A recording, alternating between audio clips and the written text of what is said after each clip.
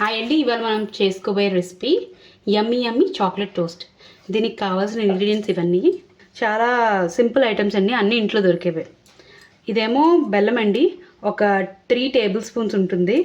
అలాగే 1 కప్ రాగి floor, 1 cup గోధుమ పిండి, అలాగే 3 టేబుల్ స్పూన్స్ కోకో పౌడర్, అలాగే ఒక 2 టీ స్పూన్స్ ఆయిల్, అలాగే ఒక 100 గ్రామ్స్ కర్డ్.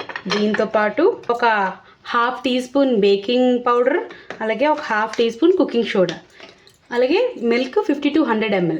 ఇప్పుడు మనం దీనికి బ్యాటర్ ప్రిపేర్ చేసుకుందాం. దానికోసం ఫస్ట్ ఒక బౌల్ తీసుకున్నాను. అన్నిటికన్నా ముందు మనం కొంచెం పెరుగు వేసుకుందాం. ఇందులో 100 గ్రామ్స్ పెరుగండి.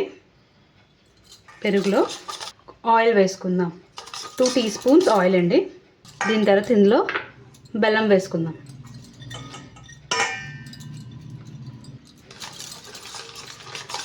బెల్లం కొంచెం బాగా కలిసిపోతే ఇప్పుడు ఇందులో కొంచెం మిల్క్ వేసుకుందాం. హాఫ్ మిల్క్ వేసుకున్నాను నేను, తర్వాత చూసి మళ్ళీ యాడ్ చేసుకుందాం. దీని తర్వాత ఇందులో కోకో పౌడర్ కొంచెం కొంచెంగా కలుపుకుంటూ వేసుకుందాం. కొంచెం ఫాస్ట్గా మిక్స్ అయిపోద్ది ఇలా అయితే. దీని తర్వాత ఇందులో 1 కప్ రాగి ఫ్లోర్.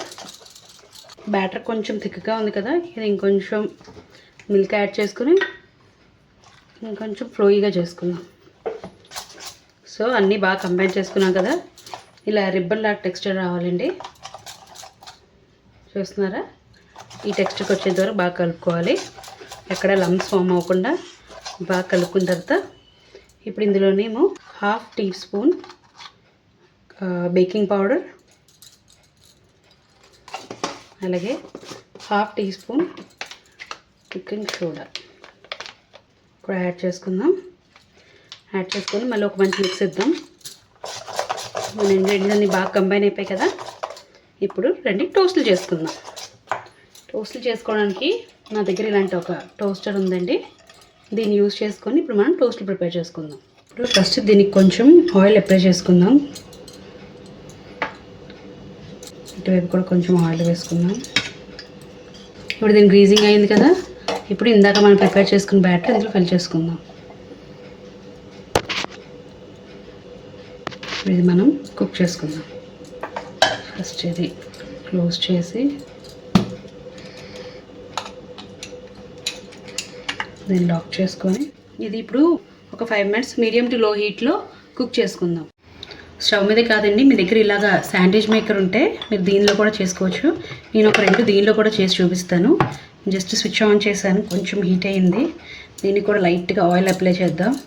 ఈ ఫేస్కి కూడా కొంచెం అప్లై చేస్తున్నాను. ఇప్పుడు దీనిలో కొంచెం బ్యాటర్ వేసుకుందాం.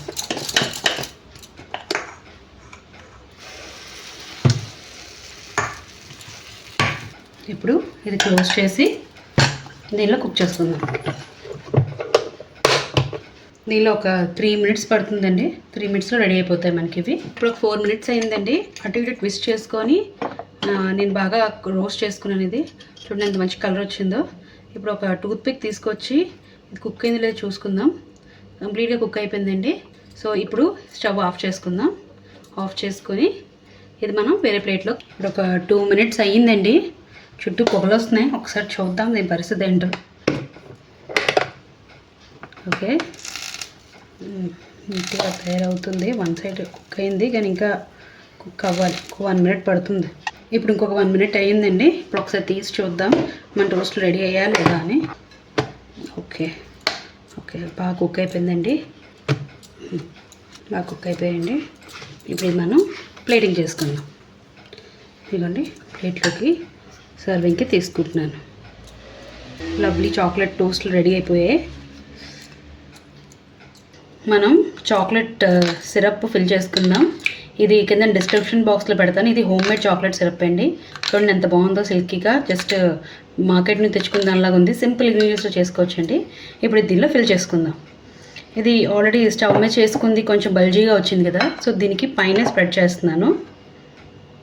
పిల్లలకి అప్పుడప్పుడు బయట బేకరీలో కాకుండా ఇలా మనం ఇంట్లో చేసి పెడితే చాలా ఇష్టంగా తింటారు.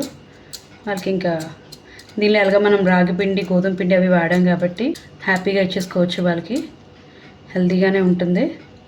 షుగర్ కంటెంట్ కొంచెం ఉన్నది, కానీ శాండ్విచ్ లాగా మధ్యలో స్ప్రెడ్ చేసుకుందాం. దీని మీద కూడా లైట్గా అప్లై చేసుకుందాం. ఇప్పుడు 2 క్లోజ్ చేసుకుందాం. పిల్లలకే కాదండి, నాకు కూడా ఈ చాక్లెట్ శాండ్విచ్ అంటే చాలా ఇష్టం. అప్పుడప్పుడు ఇలాంటి గిల్ ఫ్రీ చాక్లెట్ శాండ్విచ్ తింటే చాలా యమ్మీగా ఉంటుంది.